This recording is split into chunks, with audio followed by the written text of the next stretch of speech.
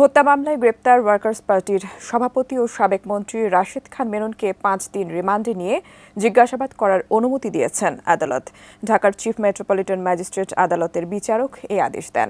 রাজধানীর নিউ মার্কেটে ব্যবসায়ী আব্দুল ওয়াদিদ হত্যা মামলায় গতকাল বৃহস্পতিবার গ্রেপ্তার করা হয় রাশেদ খান মেননকে। বৈষম্য বিরোধী ছাত্র আন্দোলন ঠেকাতে নির্বিচারে গুলি যাতে নিহত হয় অন্তত 650 জন। এসব হত্যার জন্য আওয়ামী লীগের পাশাপাশি দায়ী করা হচ্ছে 14 দলকেও। রাজধানীর নিউ মার্কেট থানায় করা একটি হত্যা মামলায় গুলশান থেকে গ্রেফতার করা হয় 14 দলের শরিক ওয়ার্কার্স পার্টির সভাপতি ও সাবেক মন্ত্রী রাশেদ খান মেননকে। শুক্রবার বিকেলে আদালতে আনা হলে 10 দিনের রিমান্ডের আবেদন করেন পুলিশ।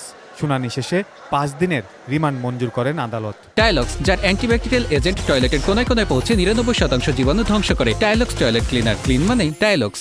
এই 15 বছর স্বৈরাচার শেখ হাসিনার রাজনৈতিক দোসর যারা 14 দল নাম দিয়ে শেখ হাসিনার দীর্ঘদিনের স্বৈরাচারী শাসনকে বজায় রাখার জন্য সাহায্য করেছে এবং ভোট চুরির জন্য সহায়তা করেছে, ভোটারবিহীন নির্বাচনে অনুষ্ঠানের জন্য যারা সহায়তা করেছে, এই 14 দলের অন্যতম একজন হলো জনাব রাশেদ খান মেনন।